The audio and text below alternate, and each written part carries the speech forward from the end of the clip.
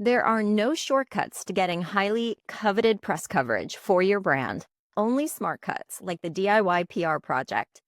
Learn how to grow your brand's credibility with PR on a budget with me by your side.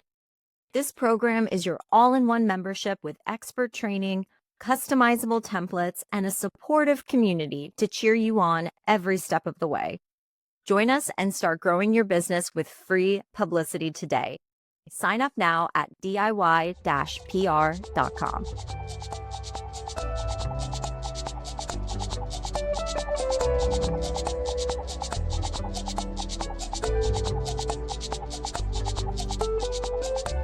Welcome back to the Grow Your Wealth podcast. In this episode, I'm joined by Paige Ballengee, a licensed therapist and founder of Holistic Therapy and Wellness and Holos House. You are in for a raw and refreshing conversation about what it really takes to build a business in the mental health space without sacrificing your own well-being in the process. Paige shares her personal journey from burnout to balance, revealing the mindset shifts that helped her go from scarcity and fear to abundance and trust in her life and her business. We dive into the language we use in business, how it shapes our reality, and why feedback is one of the most valuable gifts that we can receive as entrepreneurs. She opens up to us about the non negotiables that keep her grounded as an entrepreneur, the importance of protecting her peace, especially in her role as a mother, and the way she practices what she preaches by truly embodying her clients' experiences. We also talk about what holistic therapy really means and why it's so essential to address root causes, not just symptoms, in our well being. If you are a business owner, mental health expert or not, or you feel like you've been wanting to do some meaningful work but struggling to maintain your own well being, this episode is for you. Let's dive in. Hi, Paige. It's great to see you today. Thank you so much for being a guest on Grow Your Wealth. How's it going? Hi, thanks so much for having me. I'm really excited to be here. And as I was saying, this is my first ever podcast, so I'm pumped. Oh my gosh, I could not be more pumped too. Knowing you a little bit already, Paige, I can say with full confidence that our listeners are really, really in for a treat with you today. So let's sort of dive in with your backstory. If you wouldn't mind sharing a little bit about your journey, you own and operate a private practice hmm and nonprofit. hmm Could you talk to us about the journey of starting those and how did you balance the pressures of entrepreneurship with something that you are also responsible for, partly responsible for with your clients, which is mental health? It's a lot to launch a business. Oh gosh, yes, it certainly is. Well, my original background is actually in business. I have a business degree, and I went into a sales role and then eventually found myself in grad school for therapy. Thank goodness, because I probably would not have survived in sales. But I usually the path for most therapists is you go and you work in community mental health right after you finish with grad school. And those are extraordinarily challenging roles, working with really hard populations with very little compensation. And you do your residency hours. You get lots of residency time, lots of supervision time. And so I did that for 4 years. And once I got my residency hours completed and became independently licensed, I started working for somebody else's private practice for a year to kind of learn the ropes while still holding on to that full-time community mental health job. And then I started my own practice. So for about 2 years, I was in private practice, evenings and weekends, and working full-time in community mental health. And at that point, it was so building so much, the practice and the caseload that I had, I was finally able to make the jump to being at the practice full time. And since then, we've brought on, there's 14 of us at the practice, 14 practitioners, and we just started a nonprofit in the last 6 months. So I wouldn't say there has been a lot of balance, probably. I think as most business owners would tell you, you have to be pretty relentless and it's intense and exhausting and a lot of late nights. And eventually it got better and better and better. And then when I became a mom, that was really kind of the ultimate reckoning in terms of my schedule and boundaries and parameters and time management, and really shifting my schedule to literally lead a balanced life and to be working 3 days a week usually instead of 6 or 7. Wow. Let's talk about that for just a second, if you don't mind Yeah. sharing, because obviously what you said is, I think, really important, right? On Grow Your Wealth, we like to talk about trying to strike a balance between Mhm. business and wellness, but you do hit on something I think that is really important, is that that's a goal, but in terms of the reality of that, especially in the early days, Mhm. that balance is usually, it's just not there, right? Because Mhm. starting a business, by all means, takes sacrifice. Mhm. Sacrifice your time, hopefully not your health, but your time, your energy, your resources. I mean, the fact that you've already gone through that once and then decided to start a nonprofit, Mm. which is like, Yeah. I mean, what even made you decide, like, I'd like to do that again? I'd like to not be balanced anymore. I My mean, staff thinks I'm crazy. I don't know if you're into human design at all, but I'm something that's called a manifesting generator. And it's mm, people that drive everybody in their life crazy because we're sort of powered by a motor and we just are, keep going and going.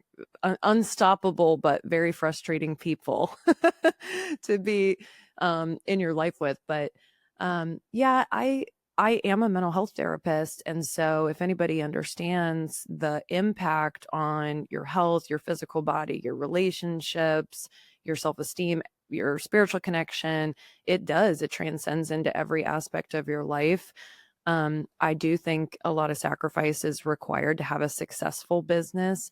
And then once you really acclimate to what it means to own a business and the amount of energy and effort it takes, you can start relocating energy and also just trying to be extraordinarily productive and optimize the time that you do have and not get super distracted or be taking on too much. Just try to be really focused with the time that you are willing to give to it.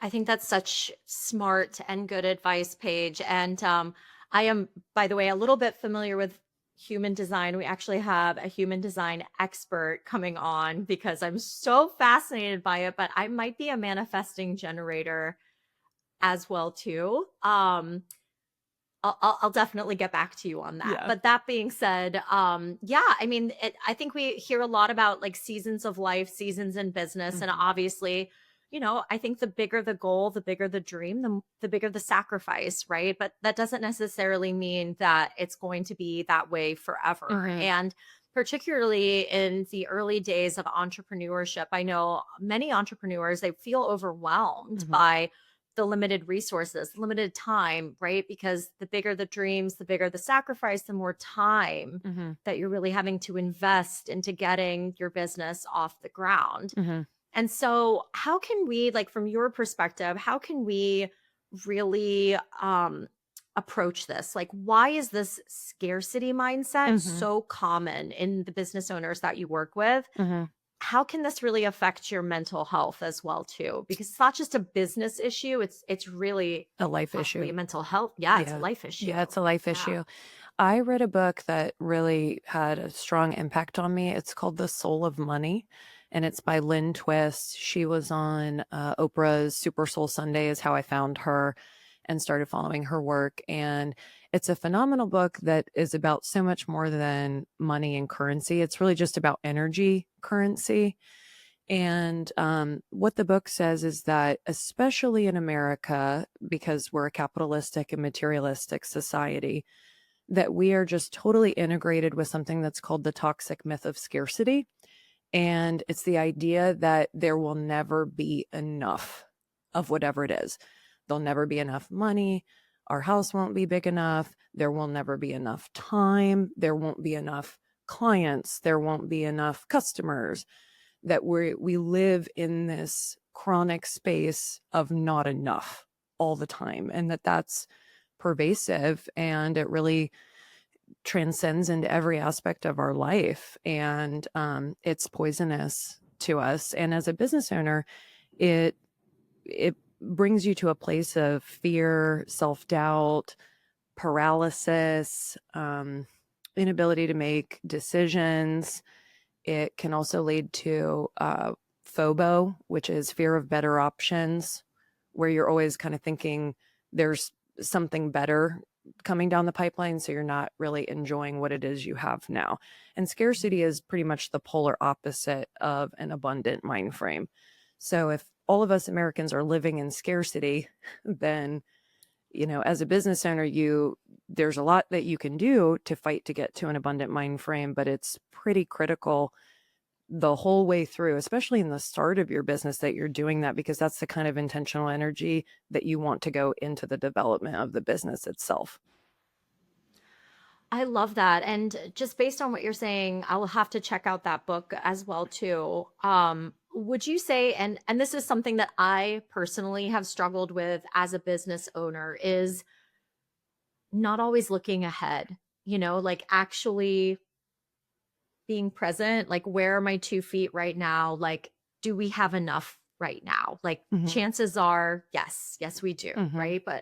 But as entrepreneurs, we're so focused on the future. And I think that you're absolutely right. There's got to be a balance, or at least that awareness of, am I being ambitious, or am I, is it something like more toxic, right? That Mhm. could eventually really create harm for yourself and your business, right? Right. And if you ask yourself, so looking ahead towards the future could be rooted in abundance, but it could also be rooted in scarcity. So when you look at that idea of, I'm constantly looking to the future, what is the underlying feeling that lives underneath of it? Is I'm scared of the future, or I'm scared that I'll lose one of my biggest accounts, or I'm scared that people won't be able to afford good therapy or good PR services in the future? Or is it rooted in abundance of, when I think about the future, I think about all of the cool stuff I want to do and all the things I want to bring in online and all the really exciting, wonderful pieces? Because that's definitely an abundant mind frame.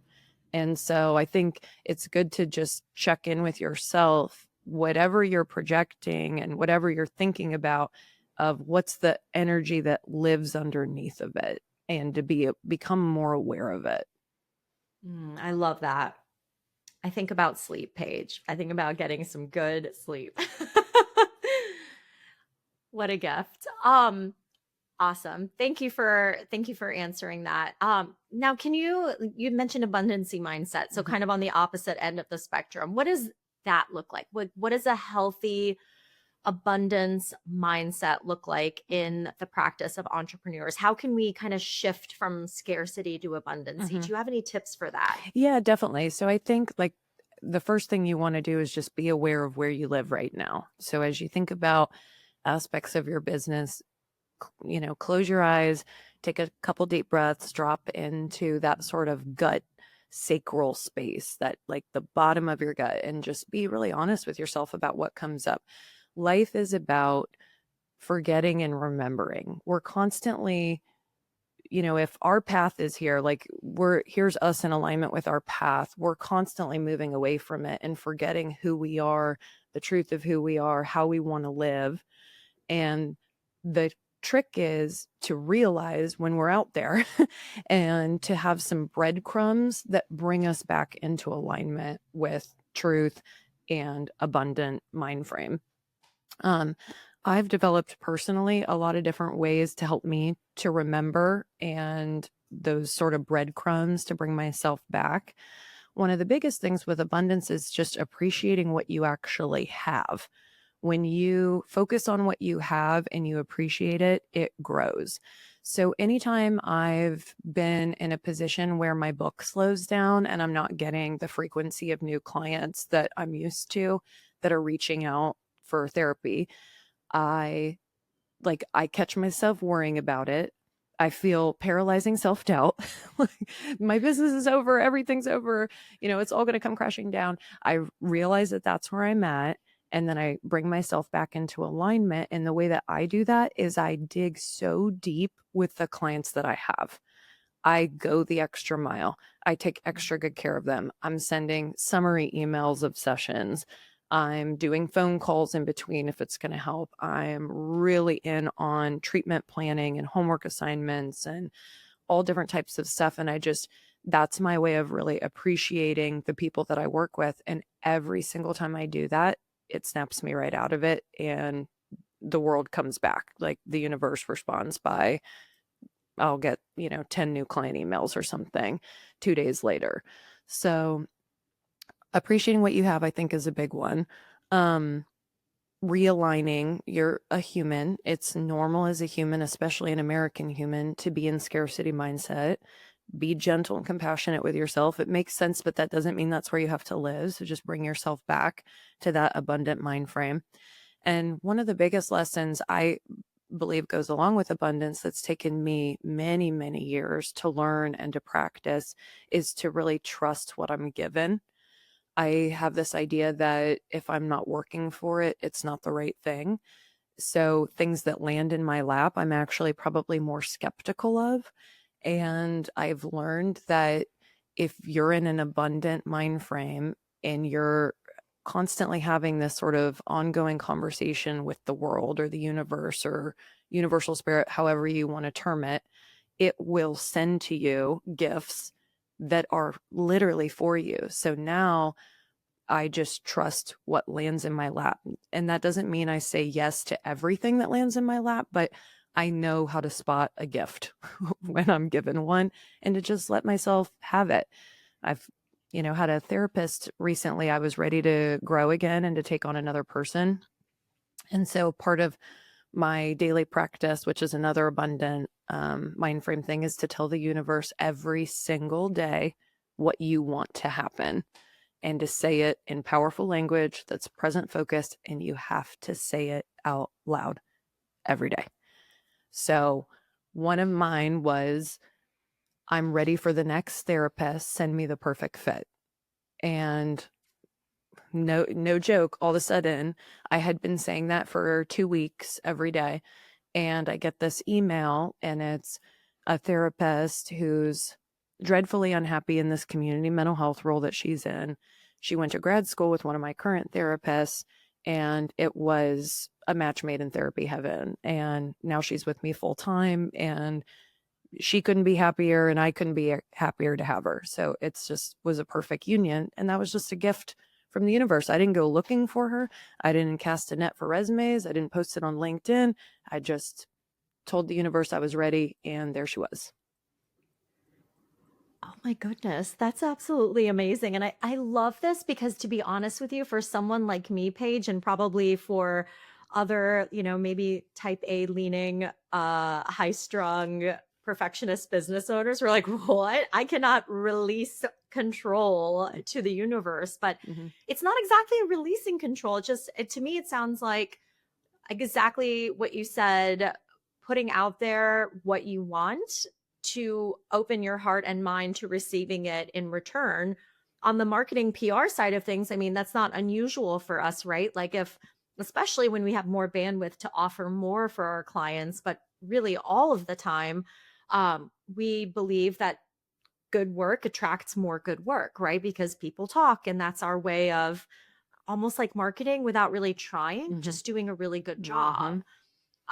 So I love this approach that you take with yourself too, to really kind of, again, using that word again, manifesting in Mm-hmm. some way, like what your future might look like. And does that also bring you a sense of peace? Like, how do you, like you said with this therapist that you waited 2 weeks, which is not that long, quite honestly, I'm but I'm a maybe in the powerhouse. moment, Yeah. in the moment, I'd be like, all right, universe, like seriously, it's time to show me what's going on. Yeah. How do you stay so patient with yourself? Well, you brought up a good point about control and abundance. And for me, it's not about letting go, releasing control. It's about adding trust.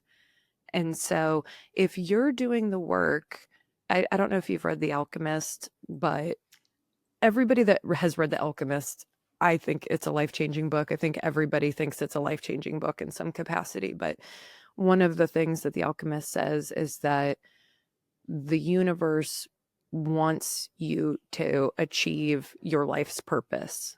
It is invested in you having a life purpose and achieving it, and it will help you. So if you say 50% of it is me, is my energy, is my pure heart, is what I'm putting out there, is the work that I'm doing, and I am showing up over and over and over again relentlessly. I'm bringing myself back from scarcity into abundance. I'm doing the work. You can trust that the other 50% is going to come from the universe. So you're sort of partners in trusting one another.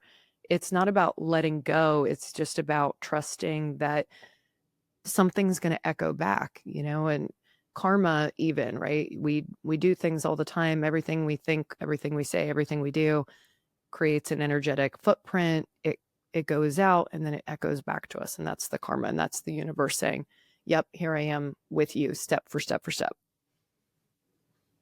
So then in that case, Paige,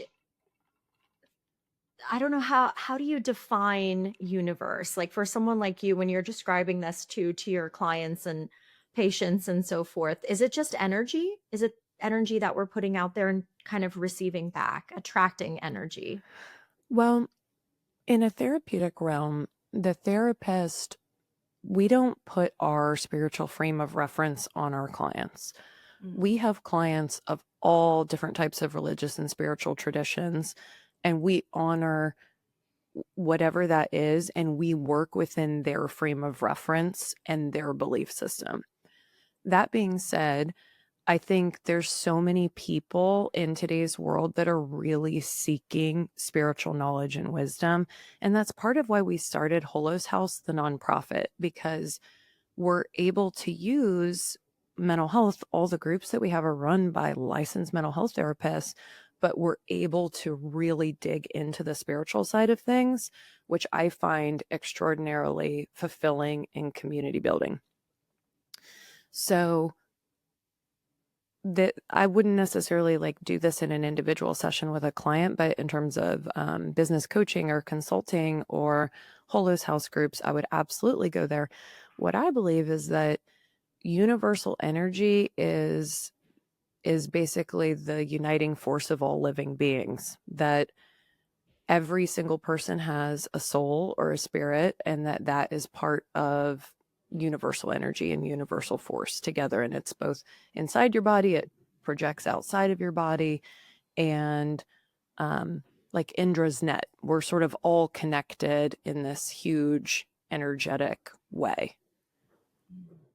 That makes sense. I love that. I love that analogy. One thing I want to touch on, Paige, if you don't mind, kind of going back to this abundancy mindset and just really being open to the universe sharing opportunities with you and being open to those opportunities. Mhm. I think there's a lot of literature out there, especially to business owners, in terms of eliminating distraction Mhm. from their lives, from their schedules, from their work, because we face a million distractions. What what advice do you have for entrepreneurs to really identify and focus on what they can control in their business? Mhm. Um, Let me think about this for a minute. So you're saying, how can they better focus on what they can control and trust that the rest of it will kind of solve itself or come back to them? Yeah, like something you said earlier about like it's not necessarily letting go, Mhm. but it's about building trust. Maybe that's a better way to frame that question. Like if you Mhm. could unpack that a little bit. Yeah, I think so. One thing I would say is that there's something called a fixed mindset versus a growth mindset. Mm. Fixed mindset is very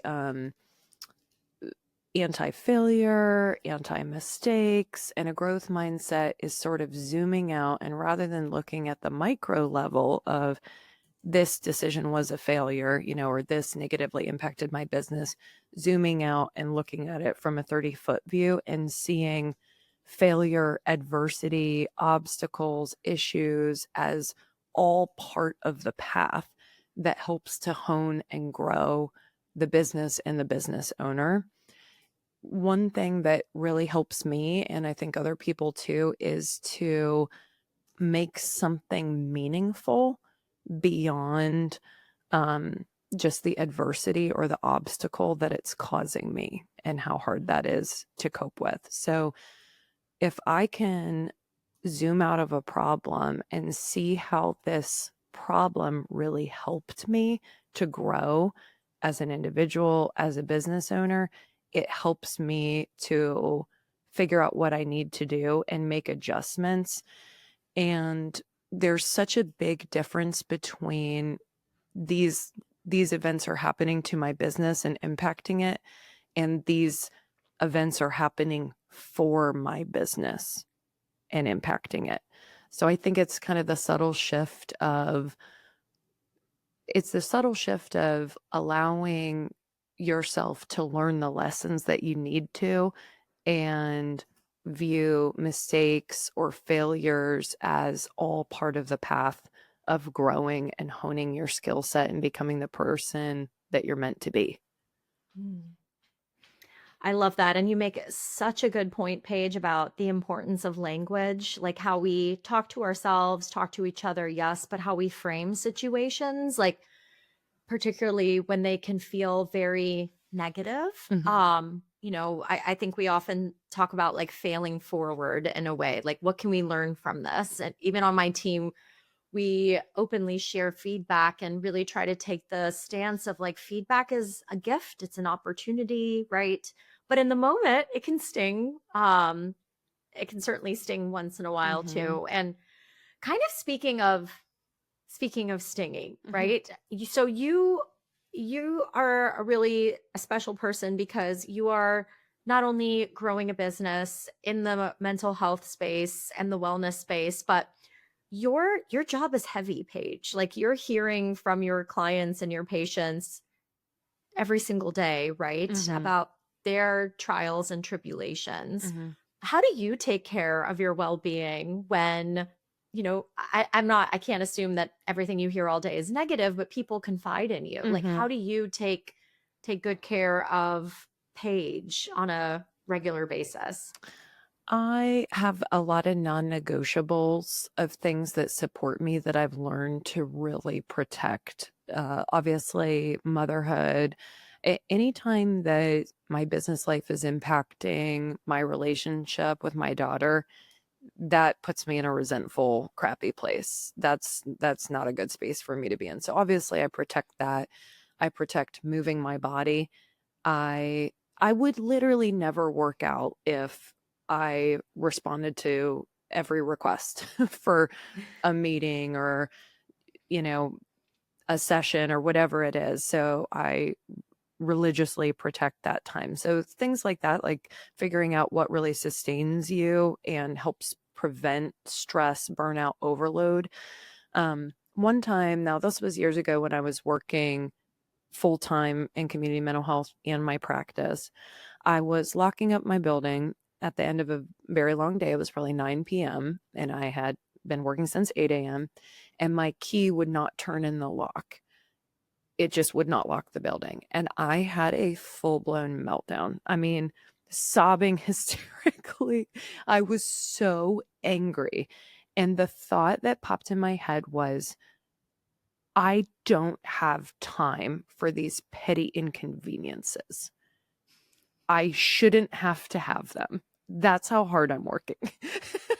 And then I realized, and I stopped myself, if you don't have time for adversity, if you don't have time for petty inconveniences, you are inviting them. You're going to run into traffic and you're going to sit in it every single day because you don't have time to be in it.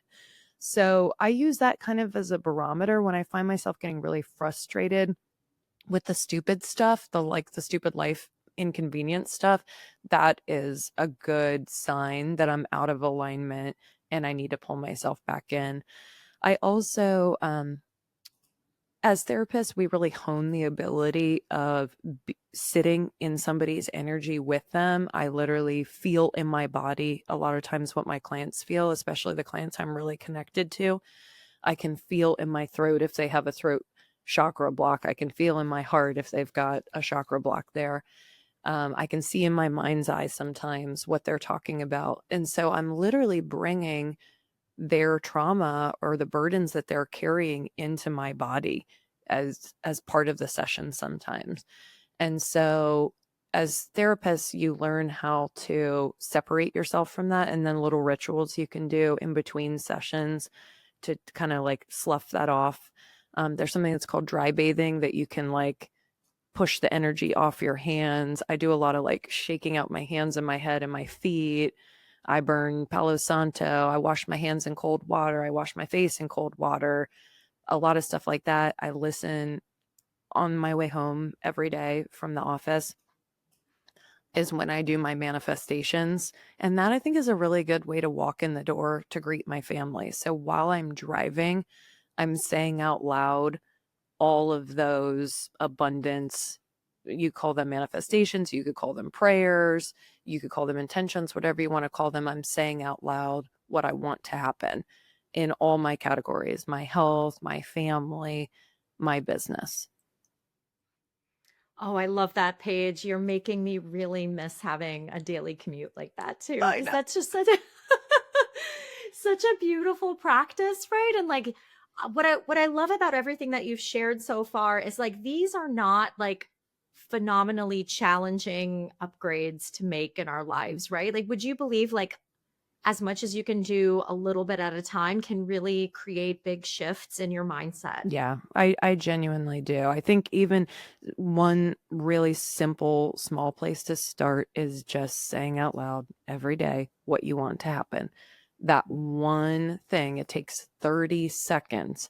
Build it into a routine while you're making coffee in the morning and you're putting the scoop in and you're getting the creamer out. Just use that time and just say out loud, my husband walks in the kitchen all the time.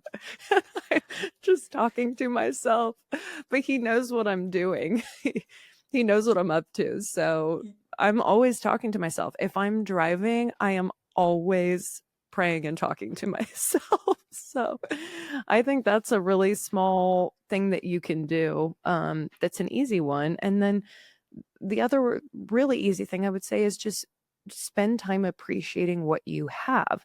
I think we do better at this, not as business owners, but as individuals. People are into the bullet journaling or the junk journaling. They do gratitude journals, gratitude meditations. Take that same practice and make it about the business. What are you really grateful for in the business that you've built? What is going really well?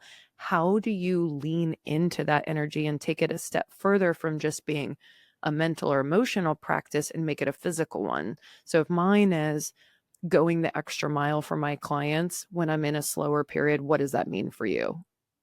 Basically.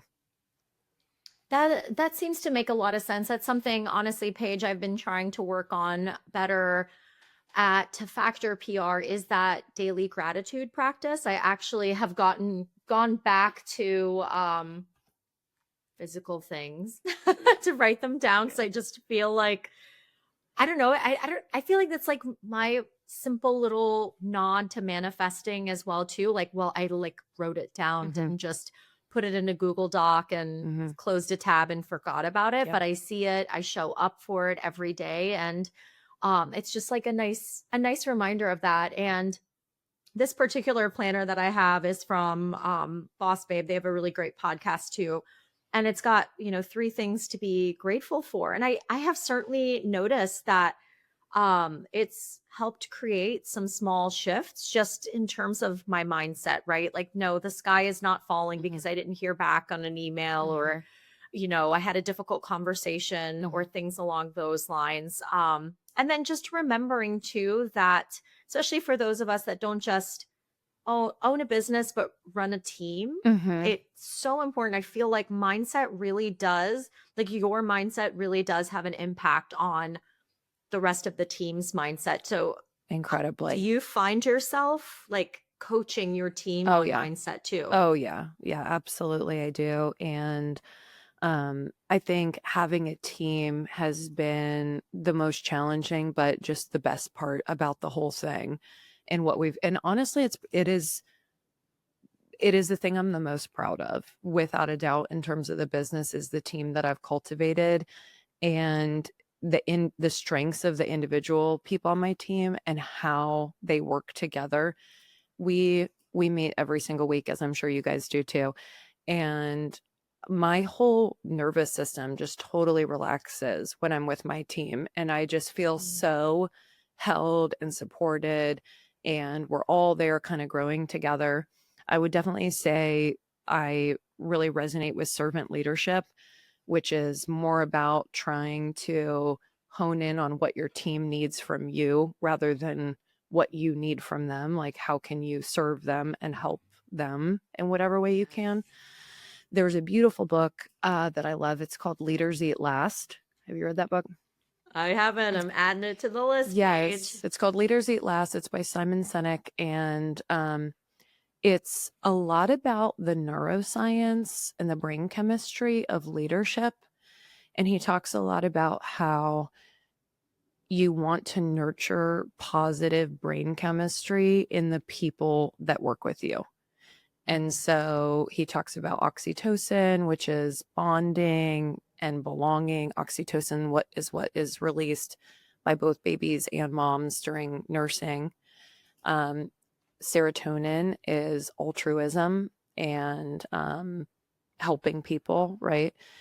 Dopamine is joy and pleasure. And then endorphins is excitement and adrenaline and like challenging, exciting opportunities. And so you basically use those four neurotransmitters as a way to help your team experience the best brain chemistry they possibly can in their work life and environment. And I think if you can do that, you will really retain your people without question. I think that's such an important point. And honestly, one page that a lot of, I'm going to call them employers, like corporations, et cetera, get very confused Mm-hmm. with, my team's running the show. And, we see at the time of this recording, certain programs and DEI initiatives and things like that getting axed from corporations. And it's, becoming apparent that it's less about the team and more about, the people at the top, so to speak. Mm-hmm. And where you're coming from is really, it is an investment, no doubt about it, like Mm-hmm. as a leader. But this is not just one that's important to the culture of your business, but we just recorded a podcast on safe workplaces, and I Mm-hmm. don't mean that like physical safety Yeah. per se, but like creating a safe workplace. And correct me if I'm wrong, but when we feel that sense of safety and those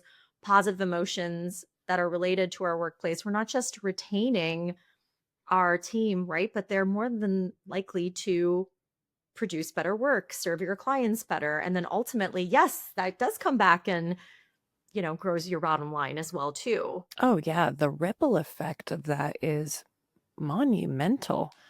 I mean, if you can develop a team that has an energetic blueprint that's sort of pure heart and trying to make a big, beautiful impact, it will just extend out into everything that you do. And even if you sell, a product, for instance, rather than a service like you or I, that it becomes embodied in the product itself, like that kind of kernel of energy that starts it gets passed through the team into the individuals, into the products, and it all has sort of the same energetic blueprint. I think it's really, really important. Definitely. And there's so many opportunities for people these days, right? People can work in a million different ways for a million different people or for themselves. So why would they team up with you and stay there if they're not really being nurtured in a lot of different ways? Could not agree more. Just kind of reminds me of that very famous quote, right? People don't leave jobs, they leave bad managers. And it's really because of the environment that they create or haven't created Mm-hmm. for their team as well too. And I've worked with your team. I can say for anyone listening, you guys are absolutely A plus. And I know that takes effort to not just nurture that team, but to find them Mhm. in the first place as well, Paige. What in your own words, what does what do you think holistic therapy and healing offer to people that is very unique and valuable that maybe other therapy practices are either lacking or they haven't really caught on to yet? Mhm. We there's a lot that we do that's different. Between the 14 of us, I think we see so many different specialty areas and populations. We're all united by this holistic model, which means we're not interested in the symptoms or in trying to teach people how to cope with mental health symptoms. And I think that's what a lot of therapy is these days. It's teaching people how to cope with shitty symptoms. Excuse my language. And so, what we want to do is really get down into the nitty gritty to the root of things and to do the really deep work, the really heavy lifting. And we have a lot of people that have been in substantial therapy before, and they come to us and they're like, "You are literally what I've been looking for. This is where I want to be." And I liked my therapist, or they were helpful, but I never felt like I was doing the deep work, like the really deep unearthing work. And we just want to deal with all the different parts of a person's life. We're not just talking about mental health symptoms in this very rigid treatment planning way. I am an expert on my clients' lives. I could tell you their mother-in-law's name. I know their Mm. pets' names. I know everything about them that they're willing to share. So we're talking about work, we're talking about home life, childhood, marriage, parenting. We're really taking a deep dive into whatever areas they're willing to open up to us. And I think the last thing I would say is that we use multidisciplinary practices to do that deep work. So we can certainly do traditional therapy, but we have a hypnotherapist on staff that we adore. We do EMDR, which I'm sure many of you are familiar with what EMDR is. We have a parenting coach. We do ketamine assisted psychotherapy and other types of psychedelic therapy. We do retreats, which are life changing, to go and immerse yourself in the work of therapy for an entire weekend. We do groups, we do holotropic breath workshops, which is basically breathing that creates a psychedelic experience. So we use all these sort of complementary practices and people that specialize in these practices to get into the deep layers in the body, to unearth trauma, to unburden people of the trauma that they're carrying, and to heal and grow into the best versions of themselves. I mean, it's really incredible. I can't say enough good things about the way that we go about it. I really feel like we're on the cutting edge of what therapy is going to look like in the next 20 years, I think.